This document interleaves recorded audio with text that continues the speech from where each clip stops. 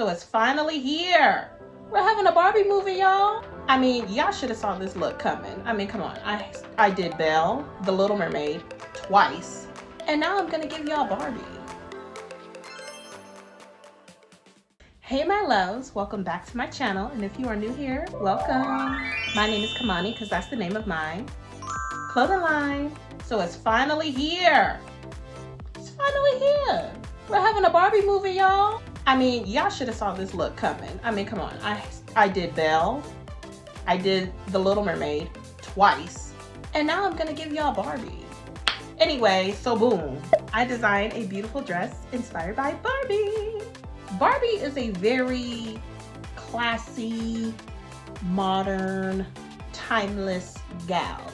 So the entire gown is made of pink silk. It's a deep U-shaped neckline with a straight skirt. So obviously the drama is in the bow, a big old nasty bow. Get ready with me as I transform myself to Barbie. So I'm gonna end up trying to do the iconic Barbie ponytail. I've never done a hairstyle like that before. So if it looks like I don't know what I'm doing, it's because I don't. So I asked you guys on my Instagram, what kind of story times do you want me to tell y'all? And majority of y'all voted for like industry stories. And what I mean by that is not only fashion industry stories, but influencer stories, celebrity stories, anything that has to do with the industry that I've experienced. Story times. So if you watched my first Little Mermaid video, then from that story time, you would know that pretty much I used to have a manager around that time. So how I even met my manager in the first place was I was doing a fashion show. Pretty much he saw my work and hit me up. Like it was surprisingly that simple. And that's how I went on to meet Megan. Megan isn't really too much in this story, but that's pretty much how I met Megan, because her and the manager saw my work at a fashion show and they liked my work, and yeah, they wanted to work with me. Now, when I first started working with my manager, he started showing red flags, but not too long after I started working with him. The first red flag was he was like semi-helping me. You know what I'm saying? Like he wasn't doing as much as I would want him to do as a manager. After some time of working with him, you know, whenever me and the other girls that he was managing would pretty much get invited to like an event or something like that, we would all meet up at his house. This house was huge, like Kris Jenner huge, like Jeffree Star huge. I'm sitting here, you know, thinking, oh, he must be doing a good job for everyone else, not me. Either that or he has a bunch of clients. I don't know. But the house was crazy big. Not only the first time was I there, but every other time I was there, there was always like 20, 30 men there. And then it didn't register until maybe like my fourth time being there that these other 20 people lived in this big house. So that was interesting. I'm like, so you mean to tell me that all of y'all are renting a room in this mansion? That is so LA. There was this giant portrait of this particular rapper.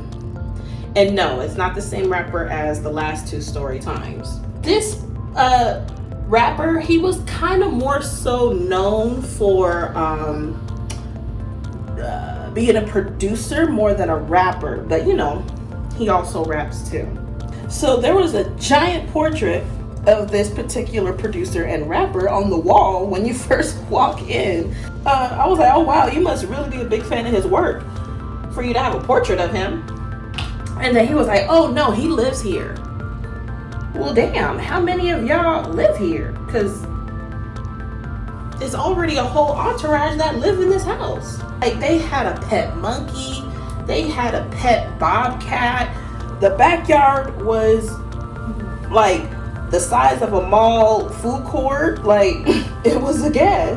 So I guess this producer or whatever, oh, I want to name drop so bad. Every single time I tell these stories, I want to name drop so bad because y'all would be hollering if I said who it was. Anyway, I'm not gonna do that, so moving on. So eventually this rapper, he comes out of his room and he introduces himself to me, and you know, he seemed to be a gentleman, so on and so forth. I started noticing a pattern. There will always be a minimum of 10 women in his room at the same time. You know, I'm like, you know what, he grown. These women that's going in his room are grown, and they probably doing grown things. I love minding my own business. A lot of them would be Instagram girls. There would even be some girls there that I would recognize, and I'll just be like, I was at the house and I was about to leave. So as I'm about to leave, I'm saying bye to everybody, and then I said bye to this producer. He was like, oh, hold on real quick, can I talk to you? Trying to lead me to his room, and I was like, I'm not going in your room, nigga. He started like almost speaking in code. Like, it was very weird. Basically, what I got from that conversation, are there any celebrities that you wouldn't mind being intimate with? And I was like, what kind of question is that? Like, why are you asking me this? And he was like, oh, you know, I'm just curious, you know, because, you know, I have connections, and, you know, I can make that happen if you want. And I was like, but out of all the favors you want to do for me, you want to do that? Why? Like, no. Oh Lord, how can I say this without y'all looking at me like I'm a square? Well, I am a square, so let me just say it. I've never been a hookup girl.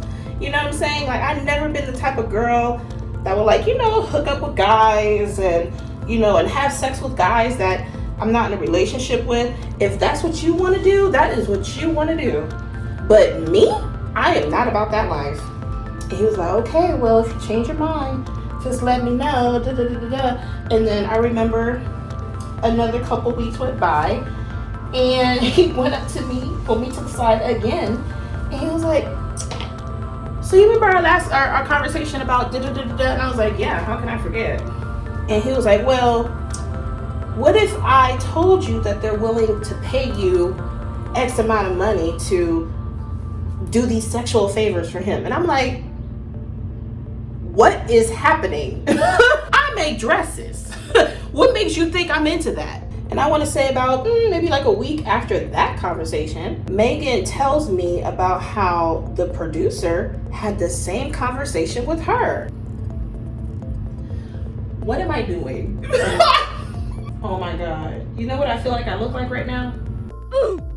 But her story was a little bit more different. She went inside of his room, had the conversation, and she was telling me that while she's having this conversation with him, there's these 10 women in his room, and there's like one woman massaging him on his shoulders and back, and there's one woman massaging his feet, there's one woman feeding him ice cream, and they're all wearing black lingerie. So imagine him telling Megan exactly what he told me, but in that environment. Maybe like a couple of weeks after Megan told me that, things started to get more and more weird as far as the manager is concerned. It got to the point to where the manager started asking me for money. Based off of your bookings or whatever, wherever you make your money from, the manager will get a certain percentage of whatever bookings you got.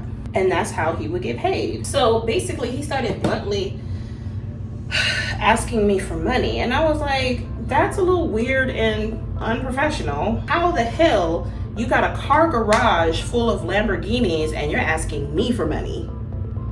I remember I said that to him, and he said, well, you know they're all rented, right? A phony lives here. A big fat phony! He started saying about how, you know, all the men in the house are renting a room and they're not all paying their rent, and the producer might be moving out soon, which is really going to be hard because the producer is the one that's paying majority of the bills because it's ghetto.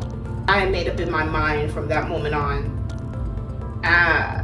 yeah, I don't want him to be my manager no more. Maybe about, literally probably like a week or that same week that I fired him as my manager, my homegirl calls me, blowing up my phone, talking about, girl, turn on TMZ right now. Child, I get on TMZ, and the producer, the rapper, he was getting arrested for, how can I say this without getting in trouble on YouTube? The producer was getting arrested for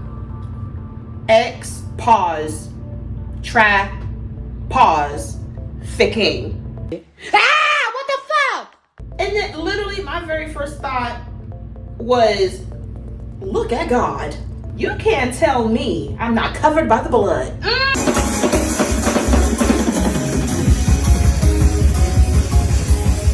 Because the fact that I was in a house and nothing happened to me, I didn't even, child. The moral of the story, be careful who you work with, be careful who you are around, and people be flexing for social media, bruh. Like, they really do. The fact that he told me that this rapper is renting out cars, you're renting cars. Stop. The life that you think people have on social media, including celebrities, it is not what you think, like, at all. Like, you would think that this producer was just strictly producing and that's how he was able to get this big house. You wouldn't think that he has roommates.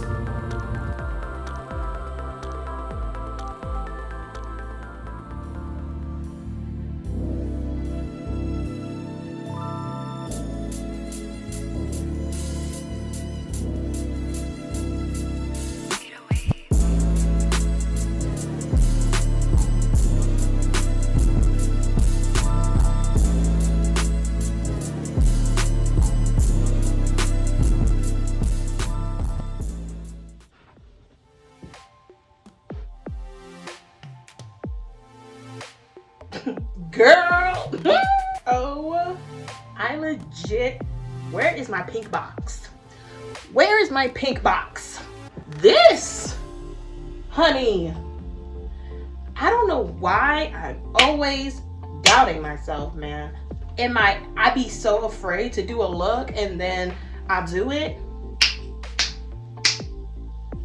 and I slay. I was scared it was gonna be too simple, that it was gonna be too basic, but this is giving limited edition Barbie. Ladies and gentlemen, the bow! I also have bra cups inside of this dress already, so I'm not wearing a bra, hey. You wanna know another gag? I built a girdle in this dress. Now, I don't usually do eyeshadow, but I must say I slayed that too. Come on. It's not perfect, but you know, it's not that bad for someone who don't do eyeshadow. Now, you know what, the new Barbie movie coming out or whatever, I had too much fun on TikTok. Give me all your numbers so I can phone you. I didn't want to stop making TikTok, so if I overload y'all with this look on TikTok, get over it. Because this outfit is cute. I really don't know what else to say. I mean, what else can I say? It is cute. Like, it's the bow for me. It's the bow for me. Don't laugh at me because I ain't got no shoes on, but you know, I gotta walk like Barbie. You see how the bow has a train? The train is the bow. Yes.